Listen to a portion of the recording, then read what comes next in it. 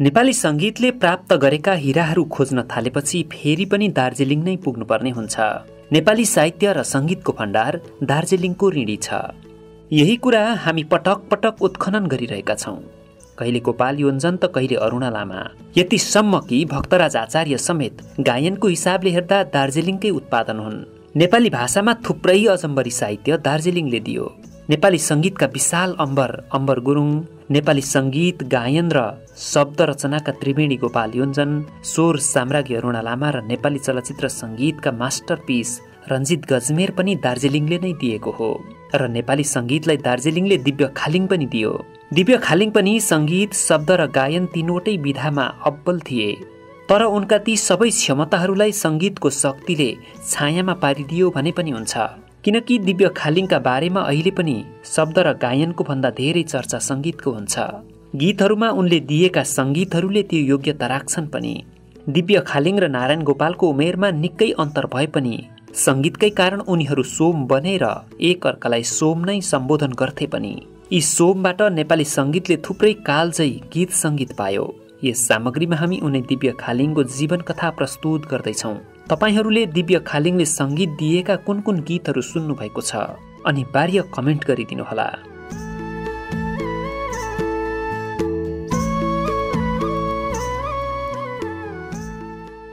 दिव्य खालिङको जन्म विक्रमसम्म 2009 साल जेठ 15 गते भएको हो। उनका बुबाको नाम श्यामसन खालिङ र आमाको नाम मार्था खालिङ हो। दिव्य खालिङ नेपाली राजनीतिक, अनुवादक, साहित्य र शिक्षा क्षेत्रका बहुचर्चित र आदरणीय व्यक्ति दान खालिङका आफ्नै भतिजा हुन्। दिव्य खालिङ इसाई परिवारमा जन्मिएका हुन्। पहिलो सन्तानको जन्मले हरेक परिवारलाई अनुपम खुसी दिएको हुन्छ। दिव्य खालिङको जन्मले श्यामसन खालिङ र मार्था खालिङलाई मात्रै नभएर सिङ्गो खालिङ परिवारलाई नै खुसी प्रदान गरेको थियो। तर केही समयमा नै उक्त खुसीको मिठास बेस्वादिलो हुन पुग्यो। कारण शिशु अवस्थामा नै दिव्य खालिङलाई पोलियोले आक्रमण गरिसकेको थियो। चिकित्सकहरूले उनलाई पोलियोले जीवनभर अशक्त बनाउने जानकारी दिए। सानो छँदा पोलियोको असर खासै नदेखिए पनि दिव्य खालिङ बामे सर्न थालेपछि पोलियोको असर देखिन थाल्यो। तर उनी दिमागका भने चलाक र तेजिला थिए। विद्यालय जान थालेपछि उनी पढाइमा पनि तगडा भएर निस्किए। खुट्टा अशक्त भएका कारण उनी कतै लड्छन् कि भनेर चिन्ताले उनका बुबा आमालाई सताउँथ्यो। त्यसैले उनी 5 वर्षको हुँदा नै उनका बुबाले उनका लागि एउटा हार्मोनियम किनिदिएका थिए, ताकि उनी त्यही हार्मोनियम खेलाएर बसुन्, कतै पनि नजाउन्। उनका बुबाको त्यो निर्णय पछि नेपाली संगीतको लागि वरदान भयो। दिव्य खालिङको सांगीतिक दिव्यताले नेपाली संगीत उद्योग सधैँ उज्यालो बनायो, उज्यालो बनिरहेको छ।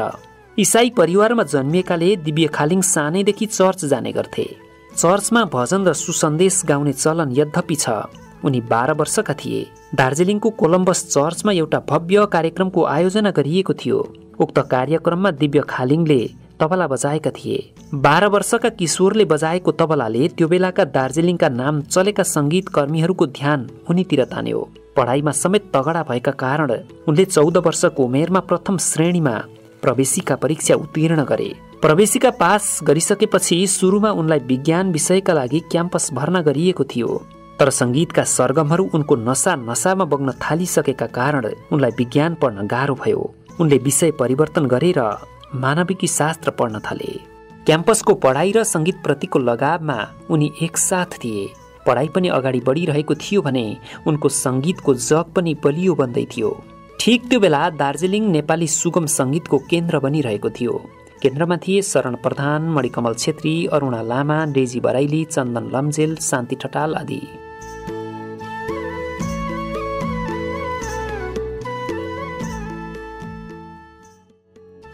दिव्य खालिङको संगीतप्रतिको चिन्तन अरूको भन्दा केही भिन्न थियो। उनी धुनहरूमा फरक शक्ति निर्माण गर्न थालिसकेका थिए, जसले गर्दा श्रोतामा फरक तरङ्ग पैदा हुन्थ्यो। सोही परिवेशमा उनले एउटा हिम्मत गरे, इसाई धर्म र संस्कृतिको विषयलाई गायनमा प्रस्तुत गर्ने। उनको उक्त हिम्मत सफल पनि भयो।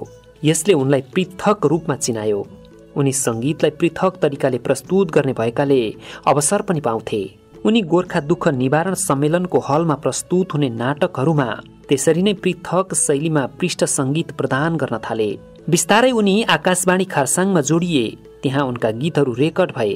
उक्त रेडियोमा उनी क श्रेणीको गायक बने। उनलाई यतिले मात्रै चित्त बुझिरहेको थिएन। उनको सांगीतिक तिर्खाको नदी झन विशाल भएर बग्न थाल्यो। उनी नेपाली सङ्गीतको केन्द्रमा समाहित हुन चाहन्थे, किनकि नेपाल उनका पुर्खाहरूको थात थलो थियो। उनी त्यति बेला भन्ने गर्थे, म एक दिन नारायण गोपाललाई मेरो सङ्गीतमा गीत गाउन लगाउँछु। उनले त्यसो भनिरहँदा उनका दौतरी र साथीहरू उनलाई खिसी गर्दै हाँस्ने गर्थे, किनकि त्यति बेला नयाँ सङ्गीतकार, नयाँ गीतकारहरूले नारायण गोपालको आवाजमा गीत रेकर्ड गराउनु चान्चुने कुरा थिएन। उनी 21 वर्षको उमेरमा पहिलोचोटि नेपाल आए। नेपाल आउनु मात्रै पनि उनको सपना थियो। त्यति बेलासम्ममा दार्जिलिङबाटै आएका उनका गुरुहरू अमर गुरुङ र गोपाल योन्जनले नेपालमा विशाल परिचय खडा गरिसकेका थिए। हुन त दिव्य खालिङ प्रथम पटक नेपाल आउँदा चर्चको काम लिएर नेपाल आएका थिए सन् 1973मा। जुन कामका लागि उनको समूह नेपाल आएको थियो, काम सकेर टोली फर्कियो। उनी भने रेडियो नेपालसँग जोडिनको लागि नेपालमै रहे। नेपालमा रहेर मात्रै भएको थिएन, बाँच्ने प्रबन्ध पनि गर्नु परेको थियो। त्यसका लागि उनी सेन्ट जेभियर्स स्कुलमा अङ्ग्रेजी विषय र सङ्गीतको प्रशिक्षक भएर काम गर्न थाले। यसरी नेपालमा आफ्नो भविष्य खोज्न थालेका उनले जीवनको अनुपम उपहार प्रेम पनि नेपालमै भेटाए। त्यो बेला कालिम्पोङमा जन्मिएर काठमाडौँलाई कर्मक्षेत्र बनाइरहेकी ग्रेस सादेम्बासित उनको चिनारी भयो। बिस्तारै ग्रेससँगको सामिप्यता प्रेममा परिणत भयो र प्रेम विवाहमा। गोर्खापत्रमा कमल सुवेदीले लेखेका छन्, तर उनको जीवनमा फेरि अर्को दुखान्त क्षण आइलाग्यो। उनीहरूको वैवाहिक सम्बन्धलाई दुवै घर परिवारले अस्वीकार गरेपछि उनीहरू छुट्टिएर बस्नु पर्यो। त्यसपछि उनी पुनः दार्जिलिङ फर्के भने ग्रेस आफ्नो जागिरका कारण काठमाडौँमा नै बसिन्।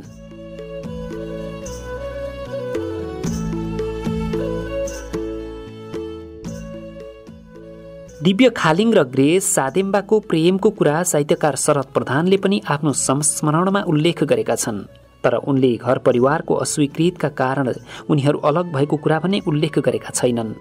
जे होस्, दिव्य खालिङ काठमाडौँबाट दार्जिलिङ फर्केर माउन्ट हर्मन स्कुलमा सङ्गीत प्रशिक्षण गर्न थाले भने दार्जिलिङको साङ्गीतिक माहौलमा फेरि भिजे। त्यसपछि दिव्य खालिङले प्रताप सुब्बाले निर्देशन गरेको नाटक रातको प्रथम प्रहरमा पृष्ठ सङ्गीतको रचना गरे। नाटक लोकप्रिय भएपछि यसको जस दिव्य खालिङको सङ्गीतले पायो। त्यो नाटक नेपालमा पनि देखाउने तयारी भयो। सोही नाटकको कारण दिव्य खालिङ दोस्रो पटक नेपाल आए। नाटक प्रदर्शनले सफलता पायो। नाटकको टोली फर्किए पनि उनी भने फर्किएनन्। त्यसपछि मोडियो उनको जीवनको कथा। परिवारका कारण केही वर्षदेखि भत्किएको प्रेमले चौतारी पायो र ग्रेस सादेम्बासँग दाम्पत्य जीवन फेरि सुरु भयो भने स्वर सम्राट नारायण गोपालसँग सोम यात्रा सुरु भयो। हुन त दिव्य खालिङले नेपाली सङ्गीतका लागि गरेको सङ्घर्ष चान्चुने छैन। त्यो बेला नेपाली सङ्गीतमा नातिकाजी, शिवशङ्कर, अम्बर गुरुङ, गोपाल योन्जन आदिको निकै दबदबा थियो। नयाँ सङ्गीतकारहरूलाई फस्टाउन निकै कठिन हुन्थ्यो। नेपाली सङ्गीतमा दिव्य खालिङको प्रवेश यस्तो बेलामा भयो कि अमर गुरुङ र नारायण गोपालको बोलचाल बन्द भइसकेको थियो। गोपाल योन्जन र नारायण गोपालको मिज्यूको साइनो त थियो, तर आत्मीयता टुटेर ध्वस्त भएको थियो। सम्बन्धहरूकै कारण नारायण गोपाल रेडियो नेपालबाट बहिष्कृत जस्तै भएका थिए र आफ्नै सङ्गीतमा गीतहरू गाउन मस्त थिए। यस्तो समयमा आफ्नै शब्दमा सङ्गीत दिएर नारायण गोपाल जस्तो चुजी गायकलाई शब्द र सङ्गीतमा आकर्षित गर्न सक्नु र गीत गाउन लगाउनु फलामको चिउरा चपाउनु जस्तै थियो। तर दिव्य खालिङका दिव्य सङ्गीतहरूले नारायण गोपालमा गोपाल योन्जनको खाली ठाउँ भरिदिए अनि जन्मिए कालजयी गीतहरू नारायण गोपाल र दिव्य खालिङको सहकार्यमा विक्रमसम्म 2035 सालपछि। त्यति बेला नारायण गोपाल सांस्कृतिक संस्थानका महाप्रबन्धक थिए। त्यसो हुँदा उनले गीतहरू रेकर्ड गर्ने प्रबन्ध मिलाएर लगातार 6 वटा गीत रेकर्ड भए यी दुईको सहकार्यमा। ती गीतहरूमा मायाको आधारमा, प्रियसीका यादहरू, सधैँ नै म हाँसेँ, विपना नभई बाँचिदिन, यी 4 वटा गीतका शब्द र सङ्गीत दिव्य खालिङकै थिए। अरू 2 गीतहरूमा एउटा कञ्चनपुरा सैनीको तिमीलाई भुल्दा म एक्लो परेँ र अर्को क्षेत्रप्रताप अधिकारीको शब्दमा म त लाली गुराँस भएछु थिए। यी गीतहरूले नारायण गोपाललाई तेस्रो चरणको उचाइ प्रदान गरेका थिए। नारायण गोपालको पहिलो चरण गोपाल योन्जनसँग जोडिनु पूर्व दोस्रो चरण गोपाल योन्जनसँगको सहकार्य र तेस्रो चरण दिव्य खालिङसँगको सहकार्य हो। नयाँ पुस्ताका गीतकार र सङ्गीतकारहरूको सहकार्यले नारायण गोपालको तेस्रो चरण सफल भयो। त्यो सँगै नेपाली सङ्गीतमा दिव्य खालिङ पनि अमर बने।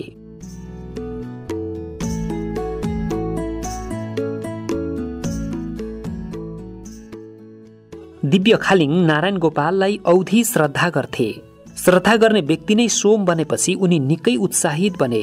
यही उत्साहको परिणाम स्वरूप माथि उल्लेखित गीतहरू सहित तिमी जुन रहरले ममा फुल्न आयौ, जता हिँड्यो उतै तान्ने बैमानी यो माया जस्ता कालजयी र अजर अमर गीतहरू जन्मिए।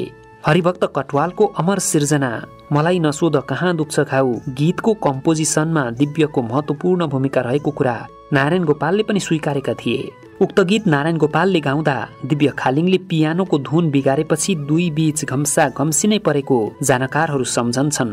गायन, गीत लेखन र सङ्गीत गरी तीनवटै पक्षमा दखल राख्ने दिव्यलाई नारायण गोपालको साथले सफलताको उच्च शिखरमा पुर्यायो। क्षेत्रप्रताप अधिकारी, दिनेश अधिकारी, श्री पुरुष ढकाल, मन्जुल, राममणि रिसाल, किरण खरेल, माधवप्रसाद घिमिरे तथा आफ्नै रचनाका थुप्रै गीतमा उनले सार्थक स्वर तथा सङ्गीत प्रदान गरेका छन्। दिव्य खालिङले रविन शर्मा, वसन्त श्रेष्ठ, सुकमित अधिकारी, राजेश पायल राई, मीरा राणा, कुन्ती मोक्तान, देवदत्त ठटाल, दीपक खरेल, पेमा लामा आदिका लागि सङ्गीत दिएका छन्। दिव्य खालिङले राष्ट्रकवि माधवप्रसाद घिमिरे रचित बालगीती सङ्गालो सुनपङ्खी चरीका 2 भाग तथा कृष्णप्रसाद पराजुलीको जुनताराको साङ्गीतिक प्रस्तुतिको संयोजन पनि गरे। उनले दिदी, युवराज, खुकुरी, शिखर आरोहण जस्ता कथानक चलचित्रका लागि समेत सङ्गीत तथा पार्श्व सङ्गीत दिए। अधिकार, अविरल बग्दछ इन्द्रावती आदि सफल धारावाहिकहरूको सङ्गीत पनि उनले नै सिर्जना गरेका हुन्। नेपाल आएर पनि उनले आघात, अतृप्त आत्मा, क्रसमा टाँगिएको जिन्दगी, व्यापार, आमा जस्ता नाटकहरूमा सङ्गीत दिए। भजन शिरोमणि भक्तराज आचार्यले सङ्गीत गरेका र गाएका जति चोट दिन्छौ देऊ मायालु र हजार आँखा हेर्ने मेरी मायालुलाई जस्ता कालजयी गीतको सङ्गीत संयोजन पनि उनले नै गरेका हुन्। कमल सुवेदीले गोरखापत्रमा प्रकाशित लेखमा लेखेका छन्, दिव्य खालिङले धोबीधारामा सङ्गम स्टुडियो चलाएर थुप्रै नवप्रतिभाहरूलाई मञ्च प्रदान गरे। डेनी निरौला, ओम गुरुङ, उदय सोताङ, अरुण थापा, किरण प्रधान, सुनिता सुब्बा, विमला राईहरूको साङ्गीतिक उन्नयनमा दिव्यको निकै ठूलो हात रहेको छ। राष्ट्रियताका हिसाबले नेपाली नागरिकताको प्रमाणपत्र उनीसित थिएन, तर उनको मन मस्तिष्कमा नेपालीत्व प्रगाढ थियो। उनी ढाँटेर र छलेर चोर बाटोबाट नेपाली नागरिकताको प्रमाणपत्र लिन चाहँदैन थिए।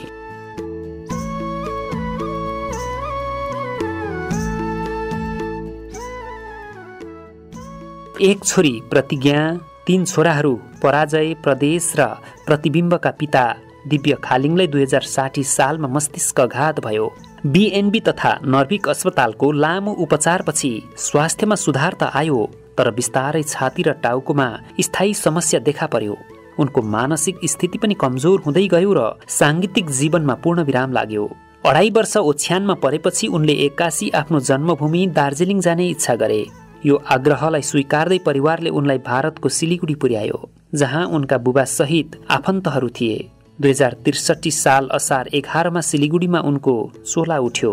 साहित्यकार शरद प्रधान लेख्छन्, उनी पनि आफ्ना काका प्रसिद्ध कवि, लेखक, अनुवादक, शिक्षा सेवक दान खालिङ जस्तै जीवनभर नेपालमा अनागरिक भएर बाँचे। नेपाली सङ्गीतमा पूर्ण समर्पणको साथ दुबईको इहलीला भारतको सिलिगुडीमा समाप्त भयो। नागरिक दैनिकमा चाँदनी हमालले लेखेकी छिन्, पुराना फिल्म कर्मी चेतन कार्कीले नेपाल र नेपाली सङ्गीतलाई माया गर्ने एउटा स्रष्टा दिव्य खालिङ नै रहेको बताए। तर रक्सोलबाट छिर्नेहरूले खल्तीमा नेपाली नागरिकता बोकेर छिर्दा आजीवन नेपालको सङ्गीतमा योगदान गरेका उनले भने नेपाली नागरिकता पाएनन्। दिव्य खालिङको दिव्य आत्मालाई चिर शान्ति मिलोस्। भावपूर्ण श्रद्धाञ्जली।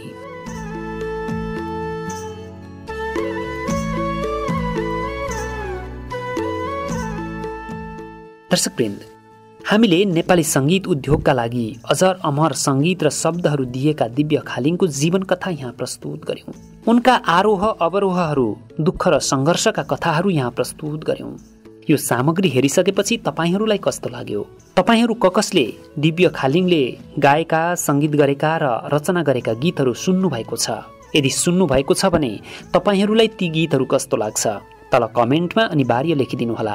तपाईहरूलाई हामीले बनाउने गरेका सामग्रीहरू कस्तो लाग्छ त्यो पनि तल कमेन्टमा अनिवार्य लेखिदिनुहोला। यो भिडियोलाई अन्तिमसम्म हेरिदिनु भएकोमा तपाईहरूलाई धेरै धेरै धन्यवाद। हवस् त, नमस्कार।